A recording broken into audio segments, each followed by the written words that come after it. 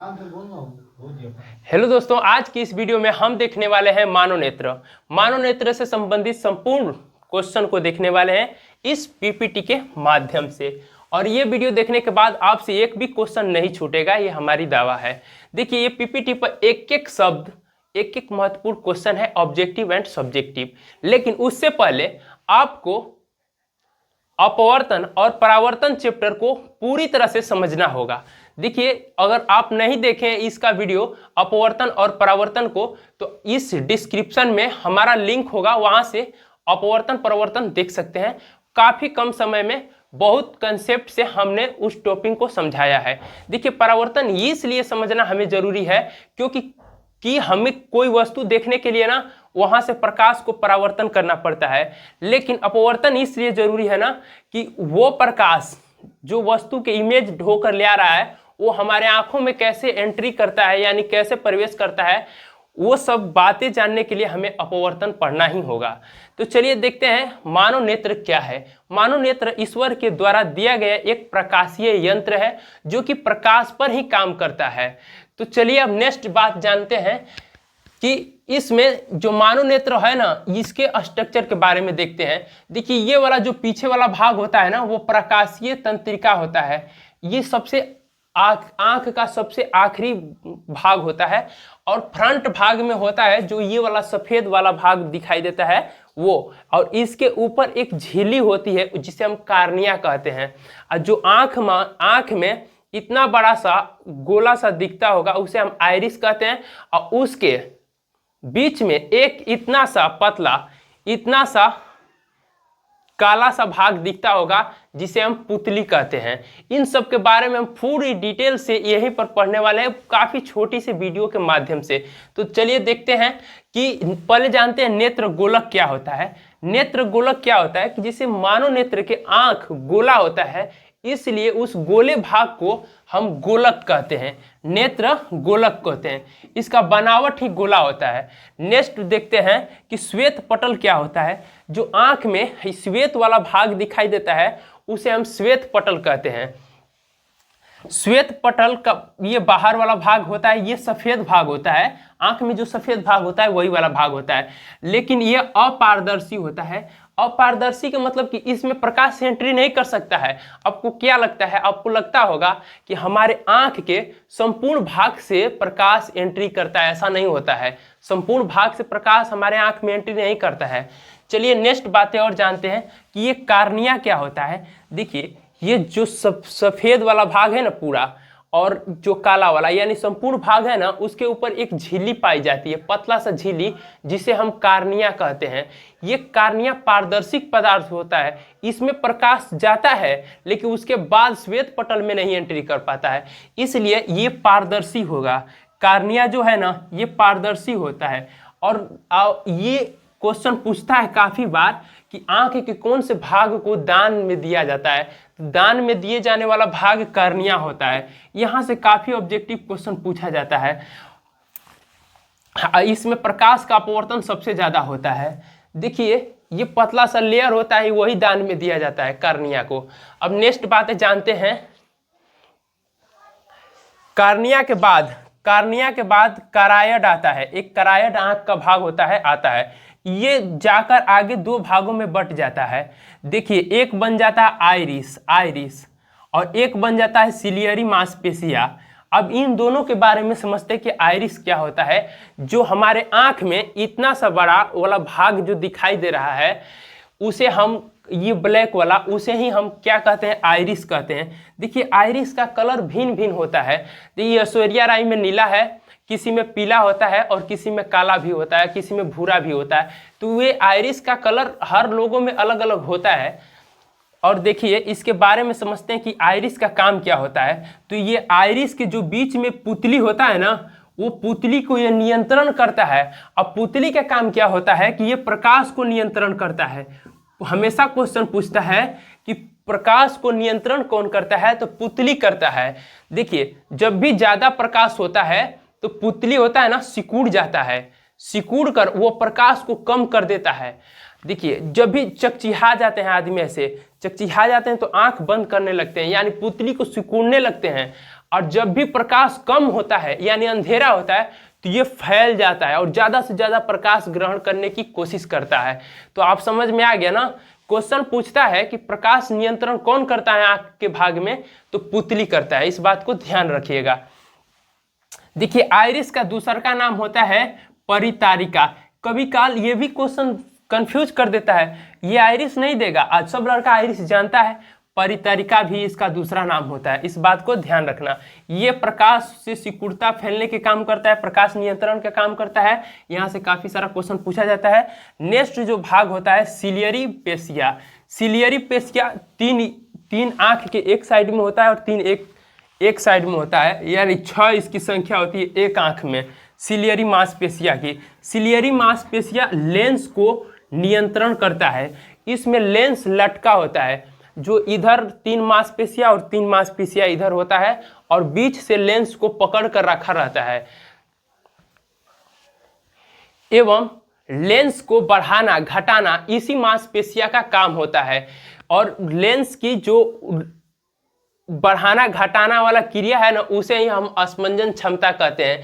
देखिए जब भी लेंस कभी पतला होगा कभी मोटा होगा तो उससे फोकस दूरी पर इफेक्ट पड़ती है, यानी प्रभाव पड़ती है, यानी उसी कारण से फोकस दूरी कम और बेसी होता है और इसी को हम अस्मंजन क्षमता कहते हैं।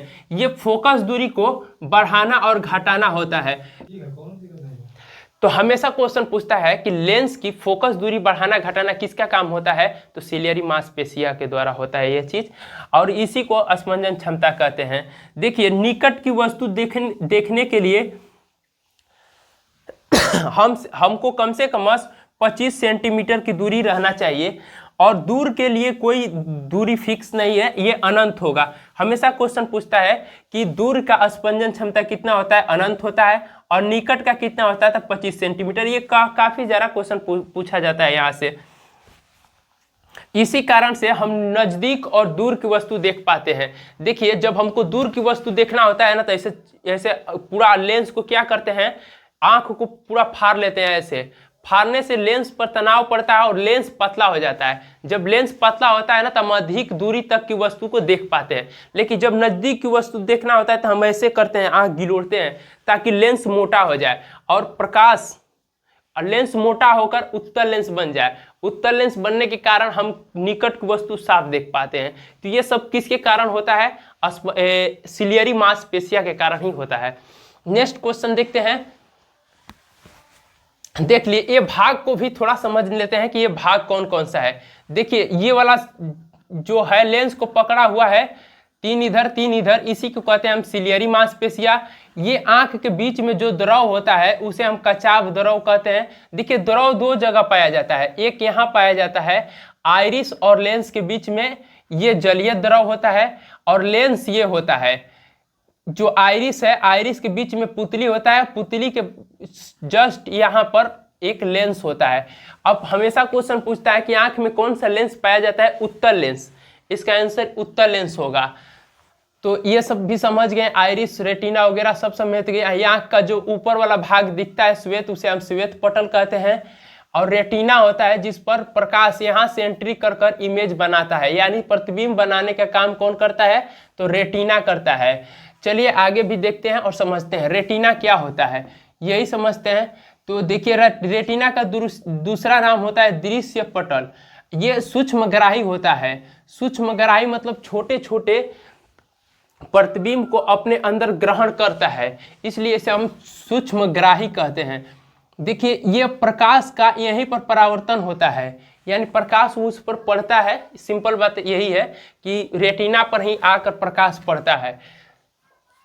देखिए इस पर कैसा प्रतिबिंब बनता है, तो वास्तविक प्रतिबिंब बनता है एवं उल्टा बनता है, छोटा बनता है, और सीधा हमें केवल अनुभव होता है।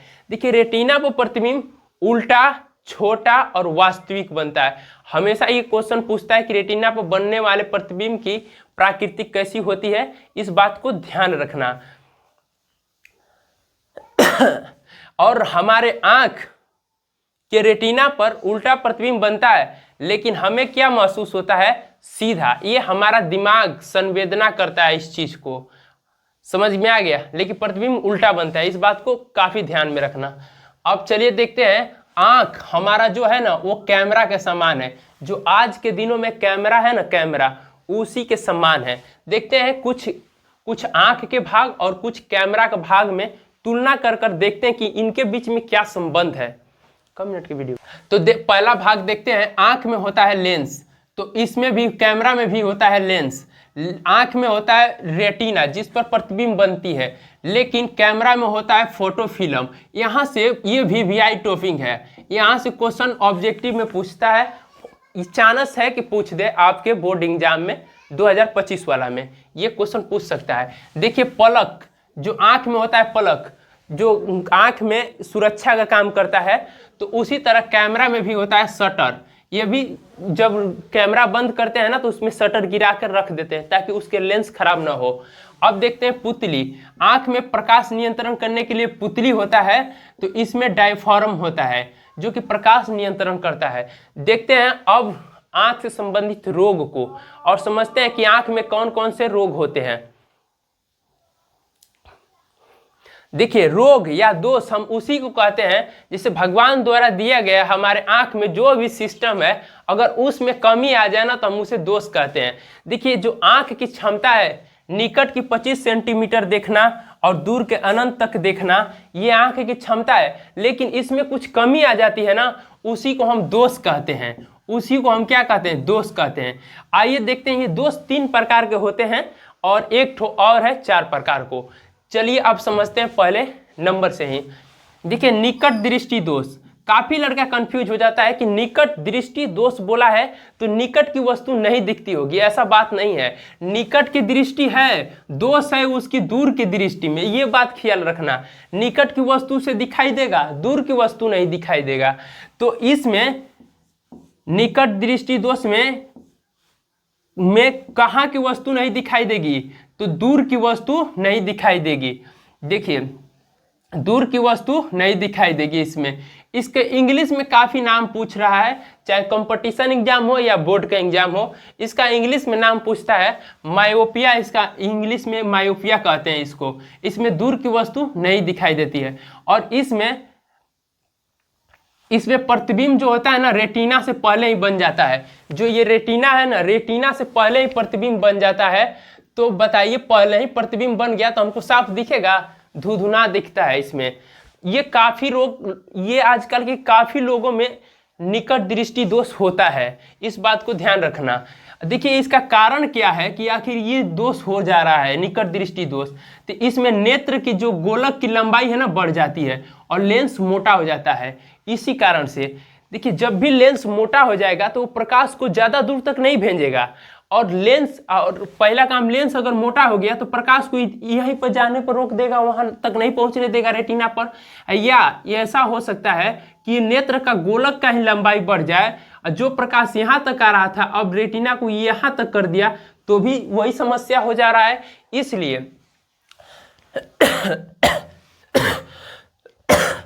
इसलिए यहाँ पर 2 कारण होता है, नेत्र का गोलक लंबा हो जाना, लेंस का मोटा हो जाना। इसका मुख्य 2 कारण है।